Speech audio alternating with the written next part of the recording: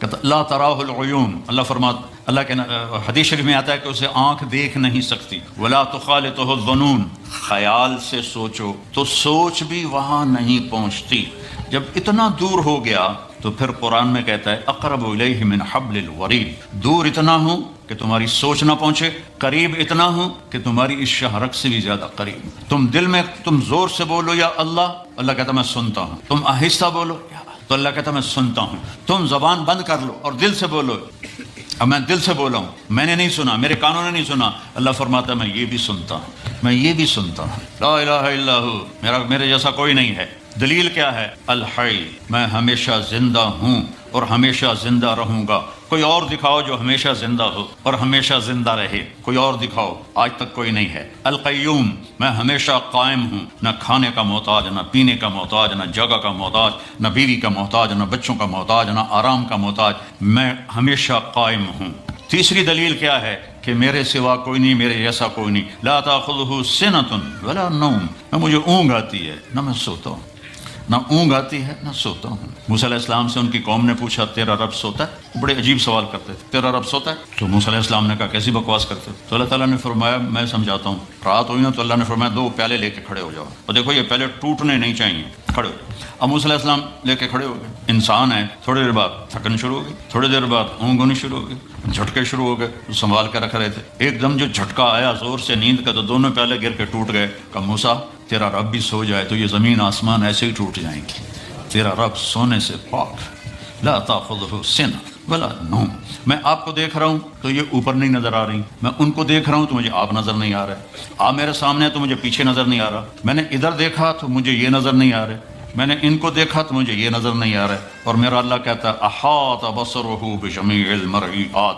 کائنات مشرق مغرب شمال جنوب اوپر نیچے جہاں جو کچھ ہے تیرے رب کی نظر اس پر ہے۔ پھر مثال دیتا ہے اللہ، یرا دبیب النملۃ السوداء علی الصخرۃ الصماء فی اللیلۃ الظلماء، اندھیری رات ہو، کالی رات، کالی چونٹی ہو، چونٹی کتنی چھوٹی سی ہوتی، اور کالا پتھر ہو، کالا پہاڑ ہو اور کالا پتھر ہو اور اس پر کالی چونٹی ہو، اوپر اندھیری رات ہو، ایک رات کا اندھیرا، ایک پہاڑ کا اندھیرا، ایک پتھر کا اندھیرا، ایک چونٹی کا اندھیرا خود کالی۔ تو اللہ یہ نہیں کہہ رہا کہ میں کیڑی ویندا پیا، اللہ فرماتا ہے دبیب النملۃ السوداء، اس کالی چونٹی کے کمزور کمزور ٹانگوں سے جو پتھر کے اوپر لکیر پڑ رہی ہے تیرا رب وہ بھی دیکھ رہا ہے۔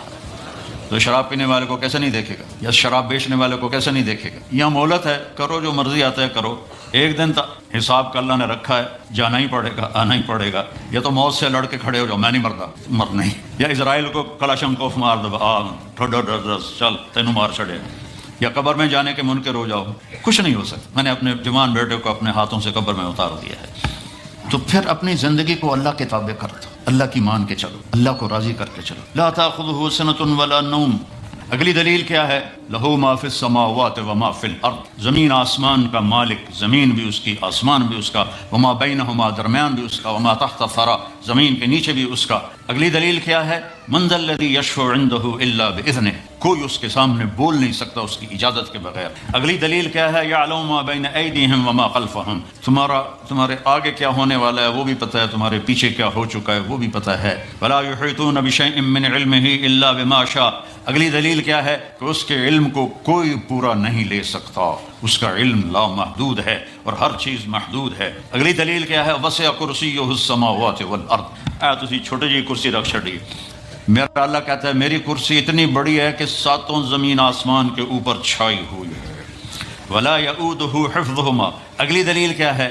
یؤود کہتے ہیں مزدور زیادہ جب بوجھ اٹھاتا ہے نا، زیادہ جب بوری اٹھاتا ہے پوری تو وہ کرتا